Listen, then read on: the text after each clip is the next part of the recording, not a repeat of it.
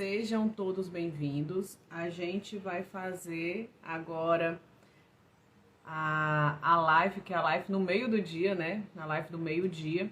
Hoje a gente vai falar sobre demandas da consultoria em serviço de alimentação. Hoje a gente vai falar sobre demandas da consultoria em serviço de alimentação. Então, é um assunto que a gente sempre gosta de conversar aqui nas nossas lives, né? Eu gosto de sempre estar falando sobre essas demandas de consultoria, essas demandas do que o nutricionista pode estar fazendo, né, nessa área de consultoria em serviço de alimentação. E eu quero aqui me apresentar. Meu nome é Irene Pessoa, eu sou nutricionista e consultora em serviço de alimentação há mais de 15 anos e também sou mentora, sou preceptora, sou professora da área de alimentação coletiva nos estágios curriculares, no estágio curricular de alimentação coletiva. A minha vida toda foi pautada, eu sempre gostei de trabalhar com a área de alimentação coletiva. Nunca gostei muito de trabalhar com a área de clínica, gosto um pouco da área de saúde pública, mas a minha área, a minha paixão é a área de alimentação coletiva. E como consultora, né, trabalhando há mais de 15 anos nessa área de serviço de alimentação, eu quero mostrar para vocês apresentar para vocês quais são as demandas que o serviço de alimentação tem para o profissional de nutrição. Então, existem alguns serviços que a gente pode estar oferecendo para o serviço de alimentação que são muito demandados e que a primeira coisa que eu oriento vocês como profissional, eu gostaria só de dar esse parêntese antes de falar de demanda, que vocês tenham conhecimento técnico, tá certo? Então eu vou falar algumas demandas que a gente pode fazer até de forma remota. Mas a primeira coisa que eu tenho o dever de falar para vocês, profissionais de nutrição, é busquem conhecimento técnico, busquem se aperfeiçoar para vocês prestarem o melhor serviço possível para esses restaurantes que estarão te demandando. Então, vou falar de algumas demandas, mas não se proponham a fazer esses tipos de serviço sem vocês terem conhecimento técnico. Não façam isso. Vocês, como profissional de nutrição, vocês vão estar prestando serviço, então vocês vão ter o boca a boca desses restaurantes, o boca a boca desse serviço de alimentação, falando do seu serviço. Então não adianta vocês estarem prestando um serviço que vocês não têm conhecimento, ok? Um puxão de orelha, mas também uma dica de uma pessoa que quer o bem de vocês, para vocês não estarem fazendo serviço de alimentação, não estarem fazendo consultoria em serviço de alimentação e queimando o filme. Fechou? Primeira demanda, fichas técnicas. As fichas técnicas sempre foi um serviço muito demandado pelo serviço de alimentação. Ela aumentou um pouco mais na pandemia, certo? Por que ela aumentou um pouco mais na pandemia? Porque como os restaurantes precisaram, logo naquele boom da pandemia, ficar utilizando de plataformas de delivery, essas plataformas de delivery, elas têm um custo muito alto, né? Ela tem um custo enorme para quem está colocando seus produtos, restaurantes que estão colocando seus produtos na plataforma de delivery. Os restaurantes chamaram a gente, né, demandaram a gente para fazer as fichas técnicas para eles saberem se eles entravam ou não nessa plataforma. Mas hoje, depois da pandemia, essa é uma das maiores demandas dos serviços de alimentação e que o que é bacana para a gente que é nutricionista, que é profissional da área de alimentação, conhecer, saber como fazer as fichas técnicas, é porque é um serviço que tem um ticket médio muito alto para a gente. Ao contrário de fazer outros serviços que são um pouco mais, que tem um ticket médio um pouco menor, as fichas técnicas, elas são um serviço que nós nutricionistas ganhamos muito bem para elaborar. Mas a gente ganha muito bem porque também é um serviço que demanda um certo trabalho e também um certo conhecimento. Então, as fichas técnicas, no meu ponto de vista, é uma das maiores demandas que os serviços de alimentação estão trazendo para nós nutricionistas E cabe a nós, nutricionistas, termos conhecimento técnico para fazer uma elaboração adequada. E a gente tem que entender que a ficha técnica para um empresário, a ficha técnica para um proprietário de um restaurante é uma ferramenta de tomada de decisão. Se eu faço uma ficha técnica inadequada, ela não é fidedigna, a tomada de decisão que o proprietário pode ter pode ser que cause prejuízos para o restaurante. O restaurante pode fechar, o restaurante pode entrar numa situação delicada econômica. Então, a ficha técnica como uma ferramenta de tomada de decisão tem que ser feita de forma fidedigna e correta. Se você não tem conhecimento de elaborar a ficha técnica, se você não tem conhecimento para elaborar essa ferramenta, não faça.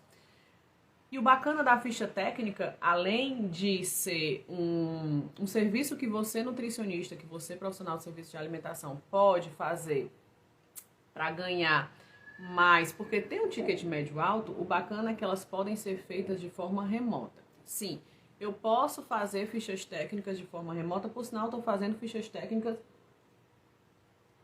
de forma remota até para um cliente. Isso é tranquilo. Logo, eu posso ter clientes de todos os lugares do Brasil. Quem sabe do mundo, vai? Mas você tem que entender a formulação dessa ficha técnica. Então, você tem que entender que você tem que passar para a pessoa que está te dando os dados. Você tem que explicar muito bem que a primeira coisa é que tudo tem que ser pesado. E depois você tem que falar sobre alguns outros dados, como, por exemplo, rendimentos. Então, para fazer a ficha técnica, dá para fazer de forma remota, sim. Mas você tem que orientar muito bem essa pessoa que está te dando esses dados das fichas técnicas. Algumas pessoas perguntam para mim se as fichas técnicas podem ser feitas se tem um sistema. Eu não utilizo o sistema. As minhas fichas técnicas são calculadas em Excel. Eu tenho até um curso para cálculo de fichas técnicas por Excel.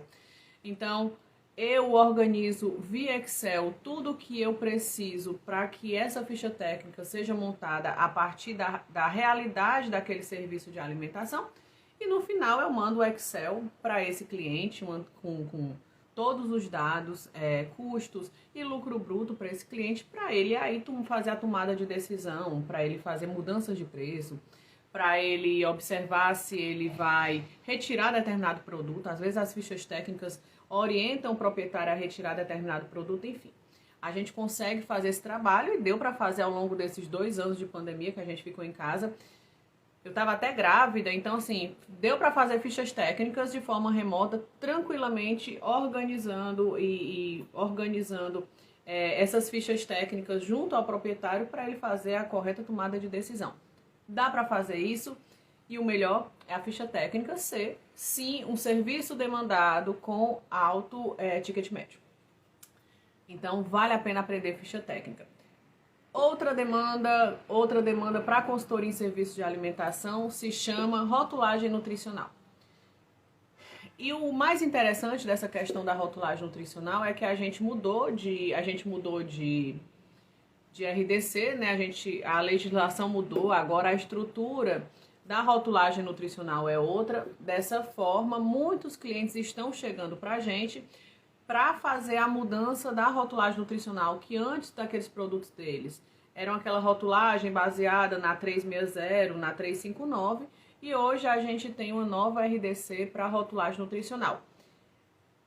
A nova rotulagem nutricional tem a identificação do produto, a identificação de forma frontal. Para alguns produtos a gente vai dizer se ele é rico em gordura, rico em açúcar, rico em sal, né? E a gente vai ter, na parte que a gente era acostumada a fazer de tabela nutricional, a gente vai ter duas tabelas para a gente preencher. O que antes era apenas uma tabela para rotulagem nutricional.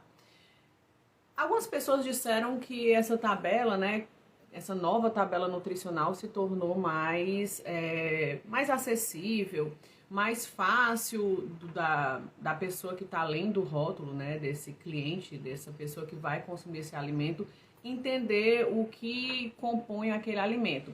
Eu vou dizer sinceramente para vocês que eu acho que a tabela nutricional não se tornou mais fácil para ser compreendida, certo?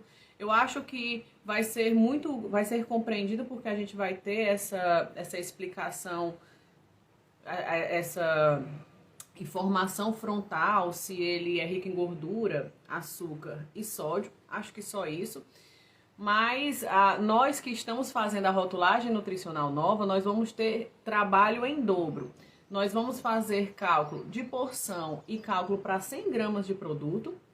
E nós também iremos fazer novos cálculos, porque os antigos parâmetros da 359, eles mudaram. Eles mudaram para gordura, mudaram para proteína, mudaram para carboidrato. Então, assim, a gente vai ter novas mudanças e novos cálculos que antes a gente era acostumada com a 359, agora a gente vai ter outras mudanças.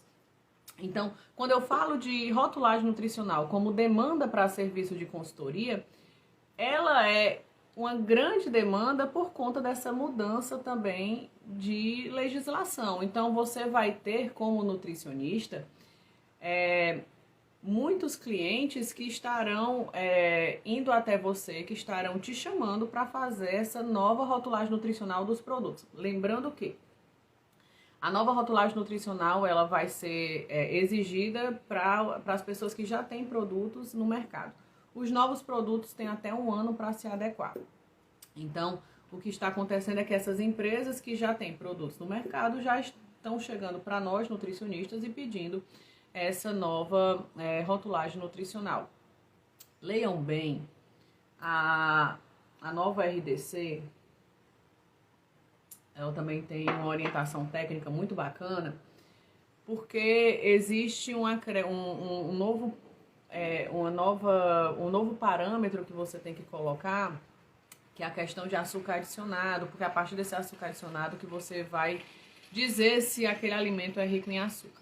Então, estudem bem essa nova rotulagem nutricional, leiam bem. Eu li bastante essa nova rotulagem, porque sim, você vai ser muito demandado para isso. E a questão de porção, ela praticamente não mudou, né? Eu tô falando da 360, praticamente não mudou. Então, em relação a valores a ser cobrado, vocês vão entrar no nosso sindicato, que tem todos esses valores para vocês estarem seguindo as orientações legais para vocês cobrarem por rotulagem nutricional. Não mudou, a demanda sempre vai acontecer, que é a questão da implantação das boas práticas. Os restaurantes, e até conversei com uma colega minha, vigilante sanitária, os restaurantes, eles precisam seguir, segundo a RDC 216, eles precisam ter as boas práticas implantadas. Eu gosto de falar sobre a questão de boas práticas. O que são boas práticas implantadas? As boas práticas implantadas, eu falo que são 3 pontos que você tem que observar. Primeiro se toda a documentação que é obrigada por lei, ela está em dia. Então, se o restaurante tem manual de boas práticas POPs, se todos aqueles documentos que, segundo a RDC, fala em registro, se todas essas obrigações de registro estão em dia, então a lei vai falar de vários pontinhos, e hoje eu estava até com a aluna lendo, vários pontinhos que fala, tem registro disso? Tem registro? O que a lei falar ou pedir como registro é um documento. Então, a vigilância, ela vai ver se a questão de registros, de documentos, estão em dia. Então, você vai ajudar a implantar as boas práticas no serviço de alimentação quando os documentos estão em dia. E você vai ver todos os documentos que são necessários no serviço de alimentação. E a depender do serviço de alimentação, a depender da complexidade do restaurante, eu vou ter mais documentos que um restaurante mais simples. Um outro ponto para dizer que as boas práticas estão implantadas é se todos aqueles pontos da legislação, eles estão sendo respeitados. Por exemplo, se o piso está tal qual a lei está mandando, se o teto está tal qual a lei está mandando, se os móveis, se os utensílios, se o recebimento do alimento, a preparação, está tal qual a lei está mandando. Então, para eu ser um excelente consultor em serviço de alimentação, e para eu trabalhar com serviços de alimentação na parte de implantação das boas práticas, veja bem, eu preciso saber de cabo a rabo a RDC 216. Eu preciso ler e preciso entender o que a lei está pedindo. E a lei, como eu falei agora para vocês, está pedindo questões estruturais, questões de preparo, questões de recebimento, de armazenamento, de exposição, e também está pedindo documentos. Então você tem que saber essas duas coisas. E eu, como consultor, vou implantar documentos, vou ficar de olho nos documentos, que vão variar por complexidade de serviço de alimentação, e eu vou também organizar o meu serviço de alimentação seguindo os pontos da RDC 216. E o bacana, gente, quando vocês fizerem isso, sejam muito coerentes, tá bom? Muitas vezes, quando eu trabalhava em serviço de alimentação, quando era nutricionista 40 horas, a proprietária perguntava assim: Irene, determinar o fardamento do sushi man tem que ser obrigatoriamente branco? A lei, a RDC 216, por exemplo, não fala em cor. Então, eu não poderia ser incoerente nesse sentido. E eu falava para a proprietária: a lei não fala em cor. E ela queria o fardamento do sushi man vermelho e preto, vermelho e branco, para lembrar a bandeira do Japão. Então, a lei não fala em cor branca. E daí, é nesse ponto que você tem que se aprofundar na leitura da RDC 216. Os proprietários vão perguntar coisas para você e você vai ter que ter ciência baseado na lei. Outra pergunta que ela queria colocar, por exemplo, na área de sushi, era as cerâmicas do sushi bar. Ela queria vermelha com detalhes pretos e brancos. Enfim, bandeira do Japão. Pode. A lei não fala que o azulejo tem que ser, a cerâmica tem que ser de cor branca. Entenderam? Então, tem que ser essa parte de revestimento, piso, parede, tem que ser de material liso, permeável, lavável, que esteja em bom estado de conservação, que não tenha bolores, que não tenha descascamento. Isso que a lei fala. A lei não fala cerâmica, a parede só pode ter uma cerâmicazinha branca. Não pode ser vermelha nem preta. Entenderam? Daí a sua responsabilidade em entender a RDC 216. A sua responsabilidade, que vai fazer consultoria em serviço de alimentação, na parte de implantação de boas práticas, que tem uma demanda medonha, porque todo serviço de alimentação precisa ter as boas práticas implantadas. Você precisa saber a RDC 216. Você precisa ler e entender essa legislação. Então, nesse sentido, o que tiver na RDC 216, o restaurante precisa ter implantado. De estrutura física, de equipamentos, móveis, utensílios. De estrutura física, de equipamentos, móveis, utensílios e recebimento, armazenamento, pré-preparo, exposição. Tudo isso precisa estar implantado. E por fim, quando você for fiscalizado, quando você for auditado pela vigilância sanitária ou por qualquer outra empresa de auditoria, eles vão naquele momento ver a sua empresa na prática, o seu serviço de alimentação na prática. Então, eles vão ver se tudo está armazenado adequadamente etiquetado. Vão pedir vão ver se os teus manipuladores, eles não estão pegando no lixo, quando abrem o lixo, pegando no lixo, se eles estão lavando adequadamente a mão, se eles estão, sei lá, espirrando e lavando adequadamente a mão, se eles estão fazendo adequadamente o preparo do alimento para não haver contaminação cruzada. Então, isso é uma forma de implantação das boas práticas. E cabe a você, como consultora, dentro desse serviço de alimentação, você fazer esse treinamento, essa capacitação, você ser uma pessoa que está trazendo as boas práticas para esse serviço de alimentação, especialmente para esses consultores. Outra forma muito bacana de demanda de consultoria, que dá para fazer até de forma remota, se chama capacitação dos manipuladores de alimentos. Eu até participei Eu participei não só na pandemia, mas até mesmo agora, em que eu fiz capacitações de manipuladores de alimentos de forma remota. Deu super certo, a gente fazendo no Meet. Então, é uma coisa que é obrigatória, por lei, é demandada, e você, como um nutricionista, como uma pessoa da área de serviço de alimentação, pode fazer essa capacitação em serviço de alimentação. Estou colocando aqui umas oportunidades para vocês nessa área de consultoria. E daí eu pergunto para vocês se vocês estão entendendo, se vocês já participam de consultorias, já fazem consultoria em serviço de alimentação, ou se vocês querem começar a consultoria em serviço de alimentação.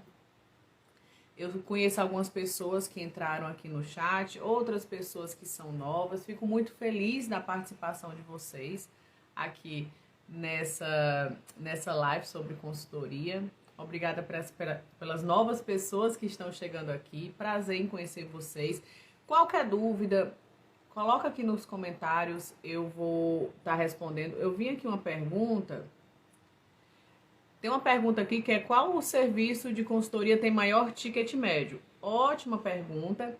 A consultoria que tem maior ticket médio é a consultoria de fichas técnicas.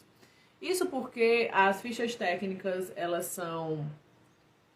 Um restaurante não faz só uma ficha técnica, normalmente ele faz fichas técnicas de muitos pratos.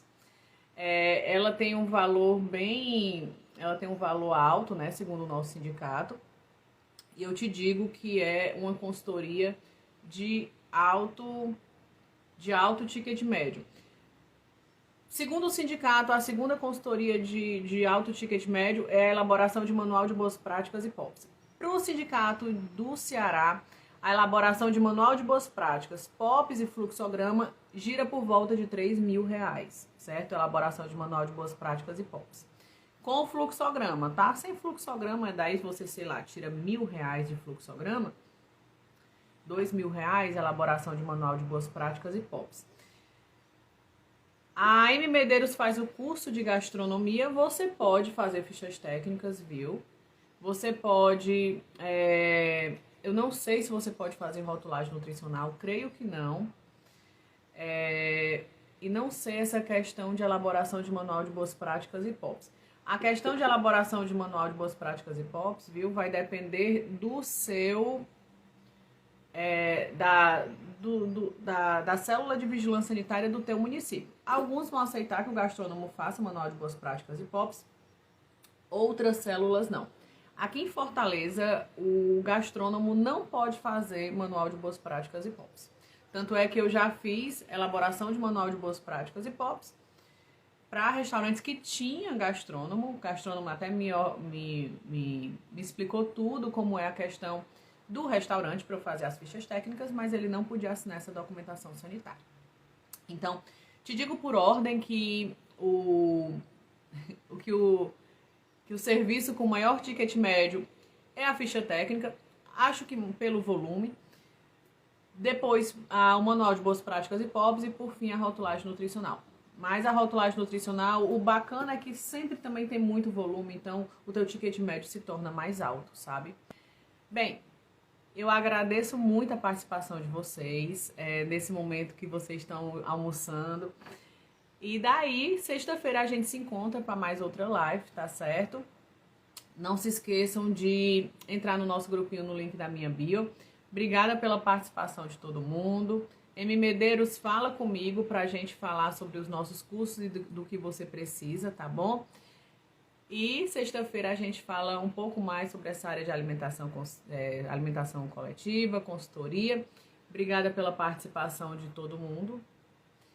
E fiquem com Deus, tá bom?